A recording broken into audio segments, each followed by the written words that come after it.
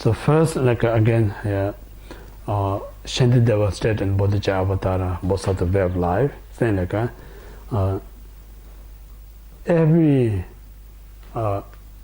happiness that exists in this samsara are arising from helping to others. Yeah? And every suffering that exists in this samsara are arising from to selfish reasons.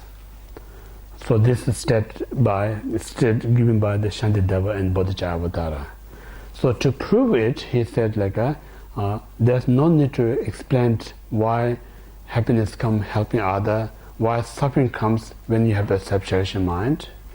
Just simply observe two different persons. He says you just look at ordinary sentient being, how much they suffer. And then just observe enlightened being, how much they have happiness. Just looking at them tells you what makes them happy, what makes them unhappiness. So in this way, if you really want to be happy, not just think I want to be enlightened, they're not going to be enlightenment. How they reach enlightenment, you have to learn about their way of life. If you learn their way of life, then you will get that kind of a state of happiness. So if you don't want to be suffering, say I don't want to be suffering, it's not going to go away. You need to know why I'm suffering, why other sentient beings suffering, what makes them suffering. Look, and then where they're suffering is so much as I. Everything's I. That makes us suffering. So now I need to change it. So in this way, Shantideva said if you sincerely want to be happy, you help others. If you sincerely don't want to be suffering, you don't be cherishing to self. So that's the only way you can achieve free from suffering and attain happiness. Yeah. So this all talking about the best and the great experience. All the past masters. So in this way, one need to know. We know value of helping other, how important. Creating self-cherishing is how harmful. Based on that understanding, now we have to practice equalization first. Yeah. So I already talked yesterday. So I just a brief touch here. Right at the beginning, we need to train equal me. How much I want to be happy, others also need to be that happiness. So how much I put happiness for myself, I should put that amount of happiness for others. So equalization. Then I don't want to be suffering, how much I put effort to remove my suffering, we also train to put effort to remove others' suffering. Yeah? So in this kind of a way, it's not easy in the beginning. We're not used to it.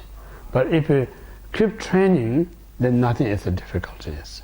Like a Sakapendita says, once you get used to it, then everything is easy. Only thing is a difficulty when you not get used to it. Yeah? So on this reason, we need to have some kind of what we call the patience. Patience means just push hard, and then you think you're going to happen sometime. That's not the patience.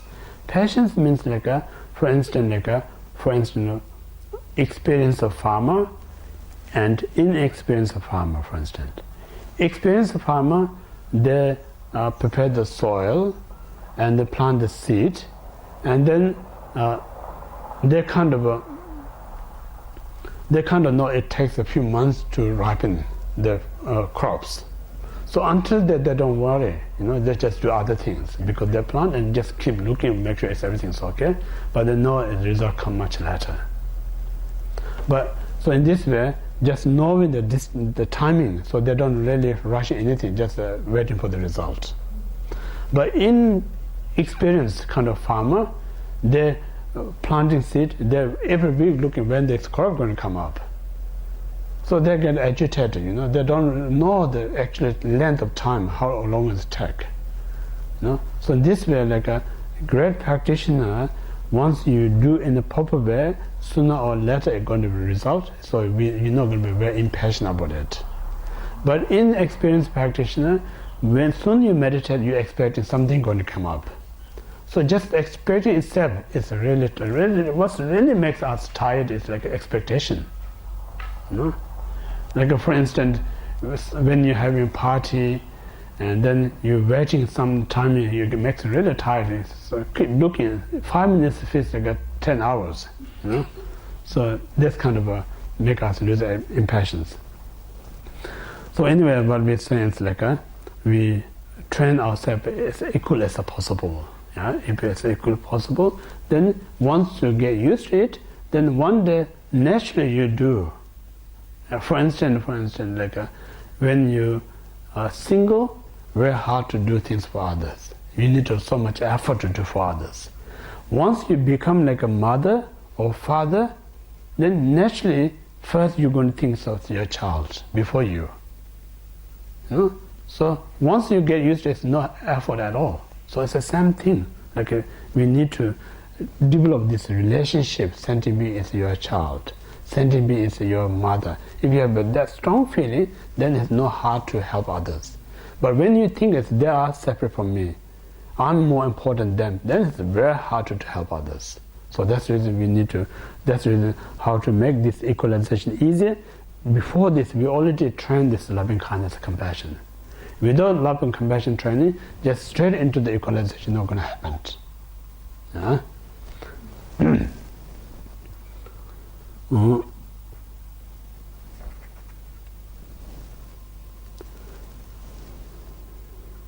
So in this way, one keep training equal self and others, and then what they're saying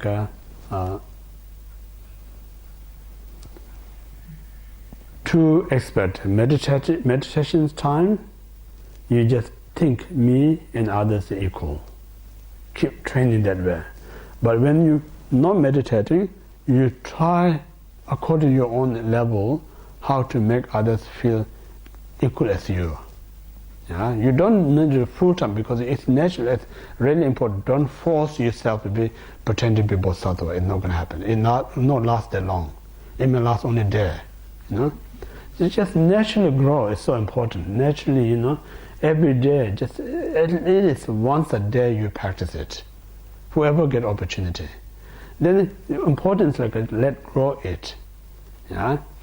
And then whatever, like Shanti also Nagarjuna stated, mentally there's no limit, you can think everyone's equal, but physically very hard to do equal things in the beginning. Yeah? So now Nagarjuna stated physically you can't treat others equal, but at least you keep this mind that want to treat everyone equal. This is so important to just keep that in your mind. Then whenever you get opportunity, you just do respect others as much as respect yourself. Dalai Lama always says respecting other is respecting oneself. That's very true. It's logical, you know. Like lots of people says like only dictator, because they're so worth kind of what do you call that, ruthless, yeah. So threatened to public. So probably they don't have a genuine respect this dictator, but they don't have a choice. So outwardly there seems like there's so much respect, but the reality they're so much afraid, they don't have any respect. Yeah? But then some genuine great practitioner genuinely respect to other, without their fear or anything, they just have respect. So that's how comes cause and effect again. Yeah? So in this way, best whole idea of Dhamma is like I mentioned, make us the kind person. That's the whole idea. To be kind, then these people give us opportunity to develop this kind. So in that sense, you have to think other person is more important than myself. And also remember, Shantideva stated one of his teaching, saying normally we have a negative thought towards enemies, but we have such great devotion and faith to the Buddha. Yeah? But he said the reality, Buddha and enemy are equally important to progress your passions. In that sense, you should respect enemy equal as the Buddha. So how he described it logically is we so much disturbed by our anger mind. So in order to overcome anger, what requirement is like a practice patience. There are so many antidotes to overcome anger. Among them, the most powerful antidote is patience. So in order to practice patience, we need to learn how to practice. So this only person who authorized to describe is the Buddha himself. He perfected the patience. So we need to receive his instruction. So this instruction help us to develop this patience. Yeah? Just having instruction is not good enough. Now we need to practice this. In order to practice, who gives us the opportunity is the enemy who makes you angry. So this person giving you no opportunity. So in that point of view, now you think which one is, who is more important to develop patience, Buddha or enemy? None of this one is more important than others. Both is equally important. So when you see that kind of a logical point of view, then now you're not going to create a new enemy. The existing enemy is your treasure, because they're all giving you this such great opportunity to practice patience.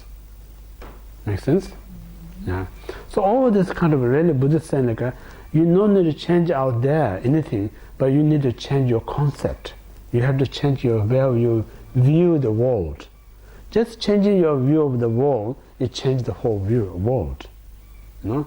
Just otherwise, not changing your view, just want to change out there, never going to happen. No matter, that's the reason because the samsara is like never going to be end the work. Because while we're fixing one, other one's breaking down.